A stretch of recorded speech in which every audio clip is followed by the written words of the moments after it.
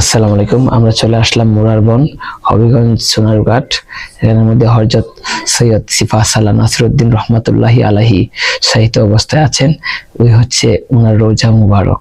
আসলে হযরত সৈয়দ নাসিরউদ্দিন সিফা সালাহ রহমাতুল্লাহি আলাইহির মাজারে এসে মনের মধ্যে অনেক শান্তি পেয়েছি।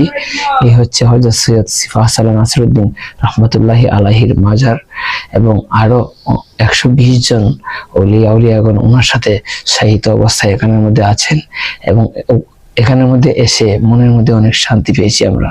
কারণ আল্লাহর ওলিদের দরবারে আসলে আমরা ভক্তরা অনেক শান্তি পাই, কারণ সুন্নির আর একমাত্র শান্তির জায়গা হচ্ছে ওলির দরবার এবং মদিনাতুল মুনাওয়ারা, দয়াল নবীজির রওজা মুবারক। এছাড়া আমরা সুন্নি যে আমাদের শান্তির জায়গা পৃথিবীর কোথাও নাই। আসলে এই হচ্ছে হযরত সৈয়দ সিফা সালাহ নাসিরউদ্দিন রহমতুল্লাহি আলাইহির গায়েবী চিল্লাখানা। এখানের মধ্যে উনি ধ্যানে বসতেন, চিল্লায় বসতেন। আর আমরা এখানে এসে মাজার জিয়ারত করেছি এবং দুরূদ শরীফ পড়েছি, মুনাজাত করেছি। আল্লাহ পাক রব্বুল আলামিন যেন আজ এই ওলির দরবারে আসার ওসিলায় আমাদের জীবনের গুনাহ মাফ করে দেন। আজকে আমাদের জীবনটা অনেক ভাগ্যবান, কারণ আজ মেহেরাজুন নবী সাল্লাল্লাহু তাআলা আলাইহি ওয়াসাল্লাম আর হযরত সৈয়দ সিফা সালাহ নাসিরউদ্দিন রহমাতুল্লাহি আলাইহির মাজারের উরুস মুবারক একসাথে পড়ে গেছে।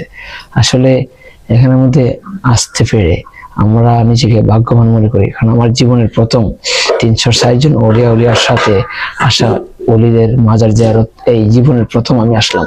আমি কখনো কোনো মাজারে যেতে পারি নাই, আমার নসিবে জুটে নাই, কারণ আল্লাহ পাক রব্বুল আলামিন আমি গুনাহগারের নসিবে মাজার জিয়ারত খুবই কম করছি। আমি আল্লাহ পাক রব্বুল আলামিন যেন বারবার আসার তৌফিক দান করেন এবং ওলিয়া উলিয়াগণের মাজার জিয়ারত করতে পারি সেই ইচ্ছা মনের মধ্যে রাখেন এবং সুযোগ করে দেন।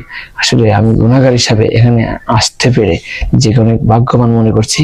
আল্লাহ পাক রব্বুল আলামিনের কাছে প্রার্থনা করি যে আল্লাহ পাক রব্বুল আলামিন যেন বারবার আসার তৌফিক দান করেন এবং ওলিয়া উলিয়াদের সহবতে, মহব্বতে, খেদমতে থাকার তৌফিক দান করেন।